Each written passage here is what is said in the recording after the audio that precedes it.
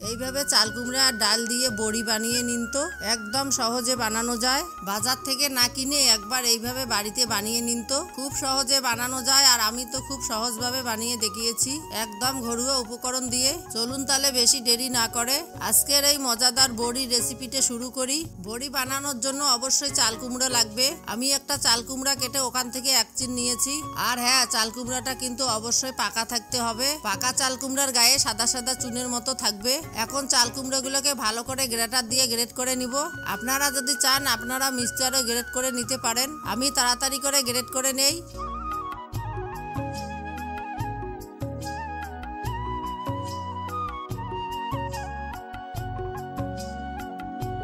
এর পাশে আমি একটা প্লেটে কালাই ডাল নিয়েছি। ডালগুলোকে আমি ভালো করে ধুয়ে রোদ্রে শুকিয়ে নিয়েছি। ভালো করে শুকানো হয়ে গেলে মিক্সারে দিয়ে আটা করে নিব। এদিকে আমার চাল কুমড়াগুলো ভালো করে গ্রেট করা হয়ে গেছে। এখন চাল কুমড়ার গ্রেটগুলো ভালো করে ধুয়ে পরিষ্কার করে নিব। ভালো করে ধুয়ে নেওয়া হয়ে গেলে একটা বাটিতে নিয়ে নিব।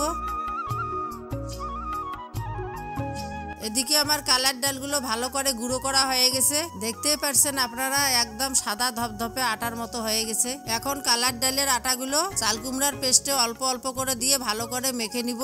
বন্ধুরা, আপনাদের কাছে ছোট্ট একটা রিকোয়েস্ট থাকলো, আপনারা যদি চ্যানেলে নতুন এসে থাকেন তাহলে অবশ্যই চ্যানেলটিকে সাবস্ক্রাইব করে দিবেন, সাথে পাশে থাকা বেল আইকনটিও অল করে দিবেন। তাহলে আমার নতুন নতুন ভিডিও সবার আগে পেয়ে যাবেন। আর ভিডিওটা যদি আপনাদের একটুকু ভালো লেগে থাকে তাহলে ভিডিওটাতে একটা লাইক করে দিবেন।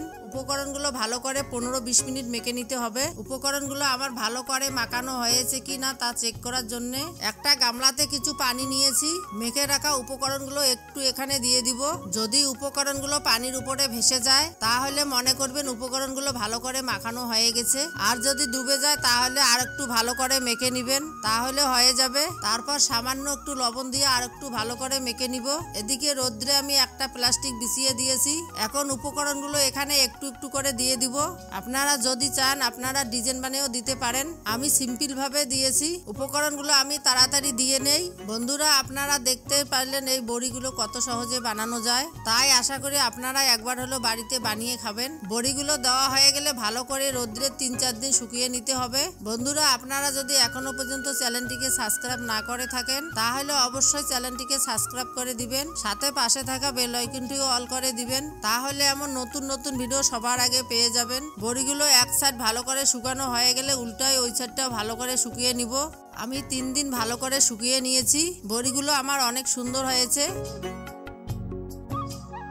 বন্ধুরা, আজকের ভিডিওটা এই পর্যন্তই। আবার আসবো কালকে আর একটা নতুন রেসিপির ভিডিওর সাথে। আপনারা ততক্ষণে ভালো থাকবেন, সুস্থ থাকবেন। ধন্যবাদ।